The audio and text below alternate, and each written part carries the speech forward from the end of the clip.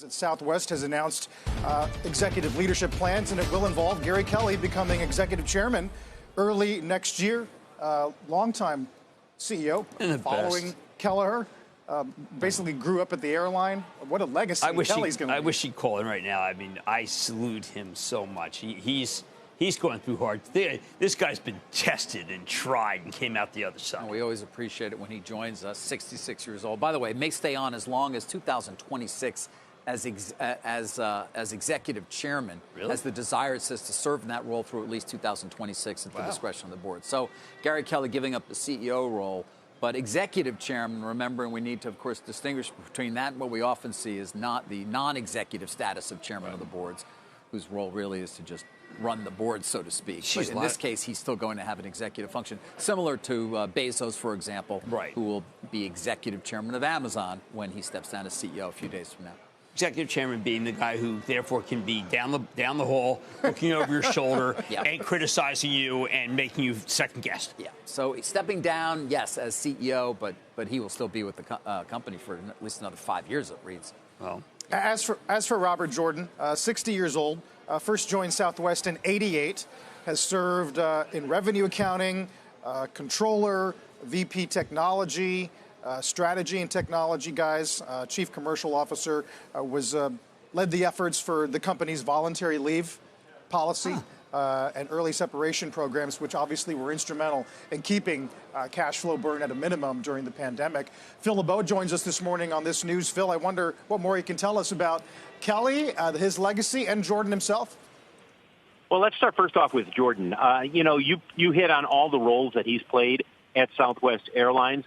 I look at this move and look at it as complete Gary Kelly, complete Southwest Airlines transition, make it smooth, make it uneventful. You know exactly, if you are an executive at Southwest, you know exactly what you're getting with Robert Jordan. So I am not surprised by him moving into the top job, and I don't expect it to be any bumps along the way in terms of that transition. In terms of Gary Kelly, I mean, you guys hit on it.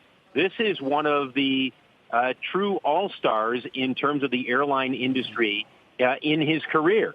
And he's had the vision for expanding and growing Southwest Airlines as the CEO, and he's done it in a very deliberate Gary Kelly style. And now you look at these guys, and you no longer hear people say, well, Southwest Airlines is a low-cost carrier. Nobody looks at Southwest Airlines that way as somebody who's just trying to throw out some cheap flights. Those days are long gone, and Gary Kelly was instrumental in making them as large and as successful and as profitable as they have become. You know, Phil, I am kind of struck at the age of Jordan. I mean, a lot of times these people will move on to other places because they don't get the top job. I wonder, is there any thought that he might have left if he didn't get the job?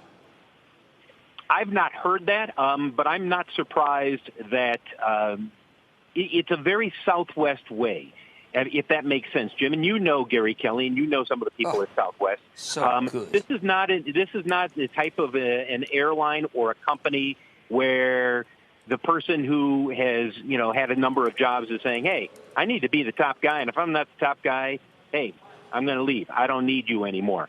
That's just not in the DNA. They are extremely consistent in terms of what you see from their executives, how they conduct themselves, how they operate the airline. I mean, you talk about a company where everybody's on the same page, that's Southwest Airlines. Well, your piece today, Phil, and yesterday on the outrageous behavior of people, which is really just groundbreaking. Everyone in America should read it.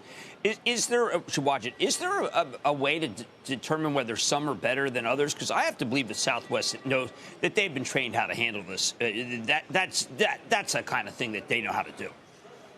I think everybody is doing the best they can, Jim. I don't look at this in terms of one airline is not handling it better than others.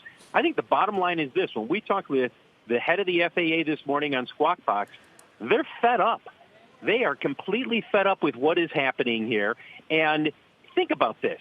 You know that if you go off and you pop a flight attendant in the mouth, you're going to get fined $35,000, and that's not enough to deter people. Well, then the next step needs to be taken. And what is that next step? Well, the no-fly list, which is run by the FBI, is for people who are terrorists. So that's not really a good tool to be used. And the airlines need to step together and say, okay, how do we deal with these people who are yahoos and are way out of control? Well, one thing to do is to show the videos that Phil did. Fantastic work, Phil. Just fantastic, as always. Fantastic. Phil, I guess the only other remaining question would be, and I can't imagine the answer is yes, but would we be on the lookout for any kind of structural, strategic shift under Jordan, whether that's more emphasis on international? There's been Hawaii. They've been pretty aggressive in moving into some markets like O'Hare versus Midway in Chicago. But I guess, would you be tuned to that or not? I don't think there's going to be major structural shifts. If you look at the expansion of Southwest over the last 15 years, it's been very gradual.